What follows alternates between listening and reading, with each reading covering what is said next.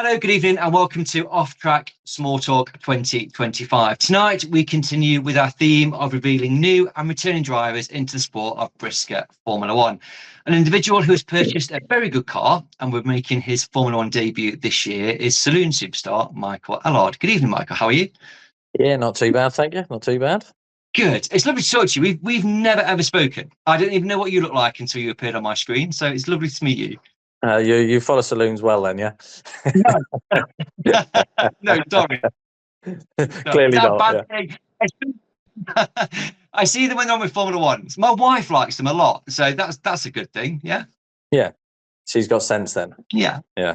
Yeah. Absolutely. Absolutely. But this is about Formula One, so obviously, that, do you know what I mean? We'll turn it into a positive. Right. So, listen, talk about Toulouse very quickly. So, I do know a little bit. Your role of honour is incredibly impressive. World Champion 2022, National Series Champion 3 times, British Champion 2021. The list kind of goes on. So clearly a huge name in saloons, and my knowledge is better than what we thought. So it's not on a bit of paper down there, is it? No. no, not at all. No, definitely not. No. Yeah, we had some good success in saloons. I didn't win everything, but we weren't far off. But to win everything is we went to Ireland, we won there. We went to Holland, we won the World of Shale. We had a good 2 or 3 years, and before that, I think we've been a champion for about about 5 years continuously. So, still got one now. So I'm still a champion, if you like, and have been since before COVID. I think I can't really remember. Maybe after COVID. So yeah, a while. Yeah. So how long have you done in saloons, sort of end to end? When did you start in saloons? I finished Bangers and went in saloons about midway 2013. Okay. So what's that, about 11 years? We're 2025, and I don't know if I'm gonna sit back in a saloon again this year or not. I've still got one. I've sold one of my cars.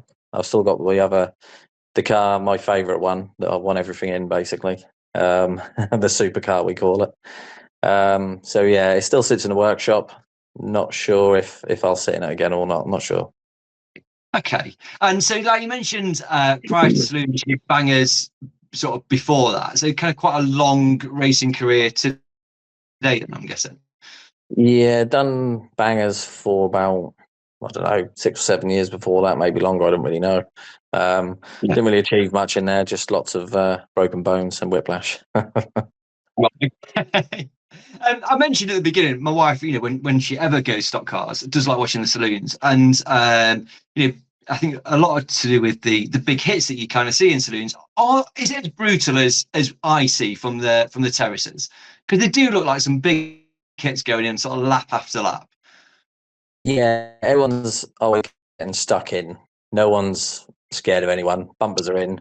We're not going to rip wheels off. That's the thing. Like, the cars are pretty much impossible to stop. So you can just go clattering in flat out. And sometimes, luck of the draw, you go in on 10 cars and bounce out when you're in the lead or whatever. So a bit luck, really, to be honest with you. There's no talent in that. I'm sure there is. Because you've won lots, as we've said. But yeah, yeah, no talent in it. That's why. Yeah, that sums that up. Right, so we are going to talk about Formula One. You have had a go in a Formula One before. August 2020, I think. Kings Lynn, Matt Newsom hire car. That was kind of the COVID year, wasn't it? That was. So was that just kind of a dip my toe in the water, or was it an opportunity to have a go? And it kind of like, I'll do that. What was that? Always wanted one. Always dreamed of one. An F1. When in mini stocks, I was doing mini stocks from the age of 10. F1 was, that's right up there. Never thought I'd get the opportunity to be where I am today. And all of a sudden, come to the end of my saloon career, if you like, I've achieved everything what I want to achieve there. And all of a sudden, this car come up. I've been debating it for ages. I was debating giving up and selling up. I was debating going to Bangers. Didn't really know what I was doing. So I've had sort of 3 or 4 months where I've not even been in the workshop. And then all of a sudden, not spur of the moment, I've always wanted to do it. And then the last year I've been dithering about, really, and should have just done it. Because my last year in saloons haven't been great, because I haven't got the heart in it to do it. I've achieved what I want to achieve, so I'm just sort of doing the laps, just going around. If you get me through the motions, Yeah. I weren't sure if I had the time to commit to F1s or what. And then all of a sudden, it's like, do you know what? I'm 41. I've achieved everything in short oval I want to. So if I Yes. manage to get on track with an F1 and be competitive and have a few race wins, then I've achieved more than I thought I ever would, to be honest. I mean, people talk about Formula Ones as being like the pinnacle of short oval motorsport, don't they? Is that how you see it? And like, you kind of like that's where I want to be, and that's how I almost want to finish my racing career, having done that. Yeah, I'd say they probably are the pinnacle of short oval, but along with national hot rods, it's not so much the money; Yeah. it's the thing that goes round with it. I'd also love a national hot rod, but I don't think that's going to probably suit my driving style or suit. No, I'm all right with non-contact for a bit, but then after a little while, it's just not going to work. So, and they're too expensive to crash.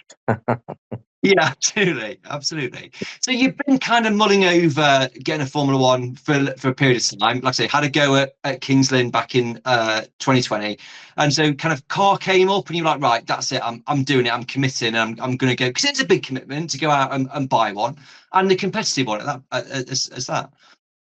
Yeah, I always wanted a decent car. Been guided by Casey Engelstone and his dad.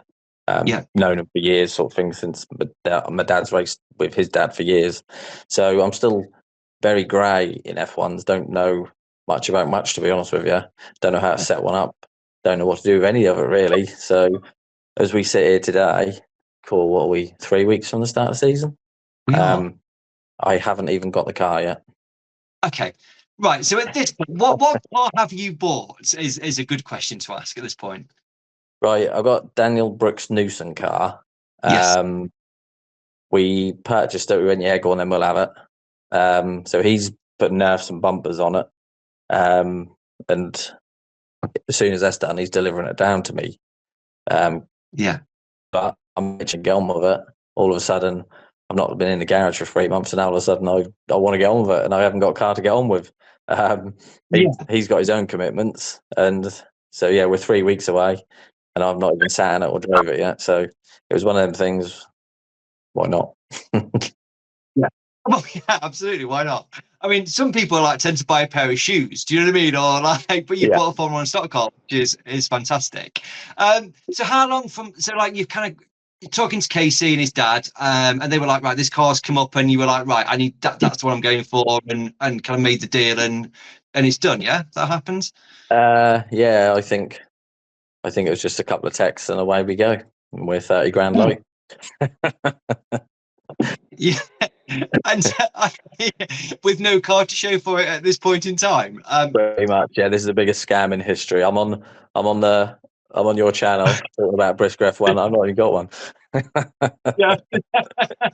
This could go very wrong in a couple of weeks' time, couldn't it? Yeah.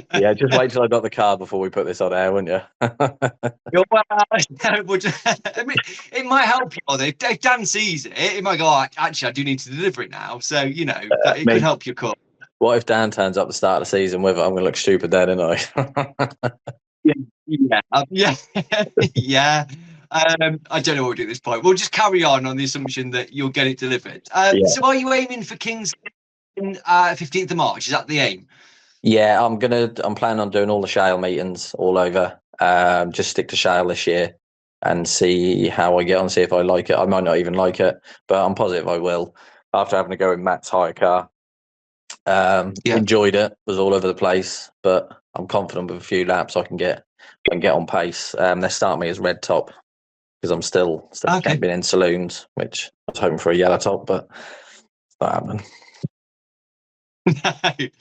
But the thing is, though, you could have been blue, which is like the worst grade almost, isn't it? Because you're kind of in the middle of everything. Whereas red, you've got a bit of an opportunity to kind of, I don't know, follow people around, maybe. Don't know. Yeah, red that might benefit. Sort of probably start at the back of the reds and just get some laps and just find my feet, figure out.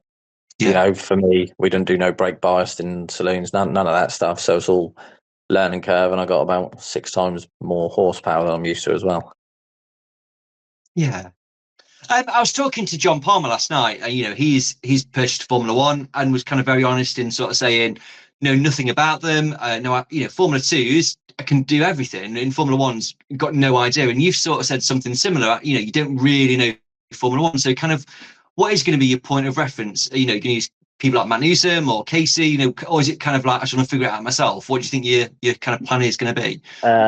That's the trick of not listening to too many people, because everyone has their own opinion, don't they? I'll find my way, but I'll probably Casey and John will be helping me, guiding me with their knowledge, and then me and my dad will learn as we go along. Same as we did with the saloon. All of a sudden, then you find what works for you the best, which is probably not what everyone else runs, which is the same as most people. Everyone normally has different settings, but all get the same results. Yeah, absolutely. And right, so you said kind of, I'm planning on doing sort of all the shell meetings. Where do you live? And what does that look like in terms of travelling for yourself? Not great is where I live.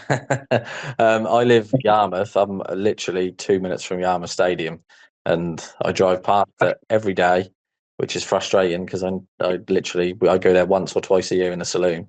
But we have got a date there this year for the F1, so So I drive past it every day, but never race there, which is frustrating.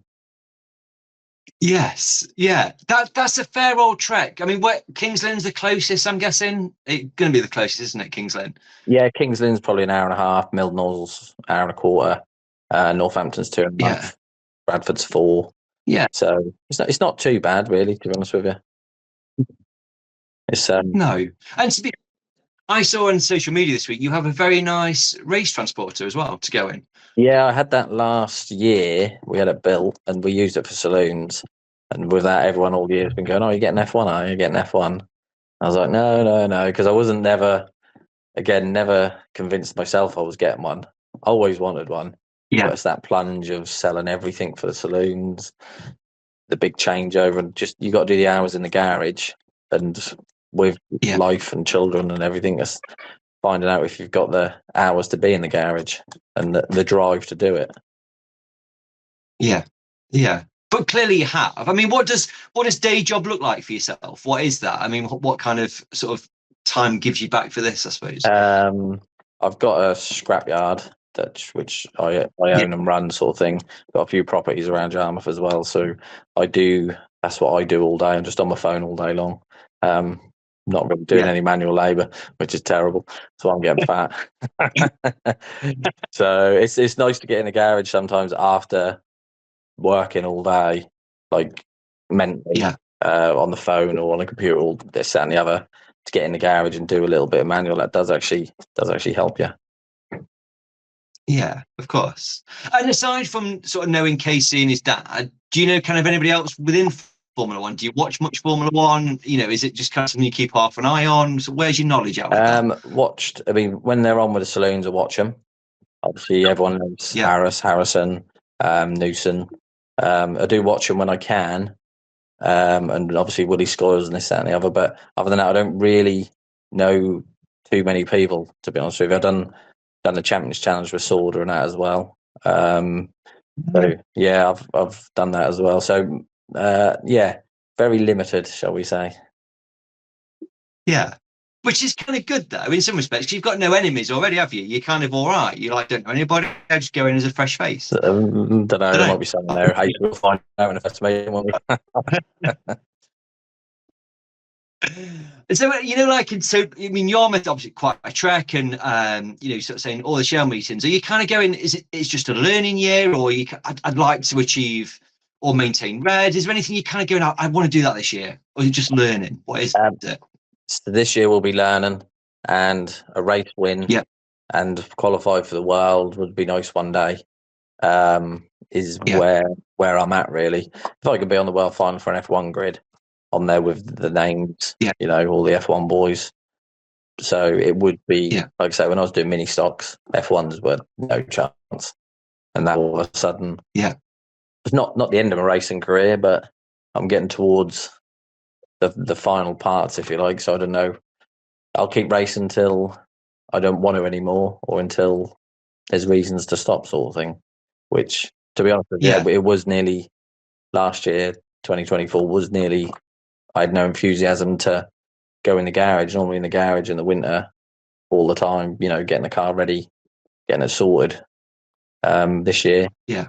I've stepped foot in the garage 2 or 3 times, to be honest with you, where the enthusiasm's gone, and all of a sudden it's like, yeah, we're going to do this, and the team are there, the mechanics are there, they're keen. So yeah, no excuses now. No, that's kind of my question. Have you got a sort of a big team around you? Because people talk about Formula One, you can't do it on your own. You do need people there in the garage week in, week out to get you back on track the following weekend. So I'm guessing from what you said, you have got a decent team of people to help you with that. Yeah, I've always had a good team around me, different people for over the years, but I have always had a brilliant team behind me, which is part of my success, to be honest with you. I don't have to worry so much about the maintenance on the car because there's always a lot of people there, or not a lot of people, but the right people there to help me. Yeah. Yeah. And are they excited about Formula One? Because that's important as well, isn't it? I think they have said, don't make yourself look you can bleep it out, can't you? Or don't make us all look like yeah. I mean, it's the most extreme word we could use to describe like how you're going to be on track, but I mean, well done for using it. Well, we can edit that one out or beat that. That'll be all right. So yeah, it's yeah, we'll try that. Okay, so that's like race or the Shale. You've kind of listed your other aspirations, and that one's kind of potentially the most important. Like, don't make yourself and your team look idiots, I think is the right word we were looking for at that point. Go for idiots, yeah. Don't want to be turning up looking, all the gear, no idea type thing, I guess you've talked about your own business. I'm sure I've got sponsors on board for this year. Is that kind of something you kind of do? Yeah, we've got a few sponsors coming across with us as well. We've got Classic Cars with us, Dolphin Travel, Yarmouth Stadium. We've got a few coming over to help and support me. Yeah. Which their help over the years is sort of, just amazing, really, to be honest with you. Couldn't be where I am without them as well. Yeah, absolutely. And you are quite unique in that, I mean, Yarmouth South East, isn't it? I'm guessing you are the most southeasterly based driver now, so it's kind of got a bit of a nice ring to it, I suppose. Yeah, I guess I am, but not the greatest thing to have, is it? But that'll do. Start with that and then see how you progress in Formula One. That'd be good. Yeah, hopefully I achieve more than that. Yeah, fingers crossed. Yeah, Michael, it's been absolutely fantastic to talk to you this evening. It's great that you're coming into Formula One. I mean, we have seen, like I say, Casey. You mentioned Casey already. Sean Steve Webster came across. It's great to see people coming in from saloons into Formula One, and they've done well. I'm sure you will as well. So it's saloons is a great training ground in some respects. Yeah, fingers crossed. If I'm on pace on the Shale, that'll be the main thing. And if I can crack a win this year, that'll be more than I've ever imagined. Like I said, when I was doing mini stocks 30 years ago. Yeah. Yeah. And you haven't got the car. You're planning on Kings Lynn. Are you planning on doing anything in it before, like a bit of testing at all? I mean, shell testing is difficult, isn't it? But are you going to go out before the first meeting? We'll probably go up and down the road outside the yard. Sounds about right, to be honest with you. That's all right. That's what we're going to get, I think, by the sound of it. Well, listen, it's been great to talk to you. Thanks so much for taking time out of your evening, and good luck at Kings Lynn, and I look forward to seeing you there. It'd be great. Good man. Thank you very much. Cheers, Michael. Thank you. Thank you.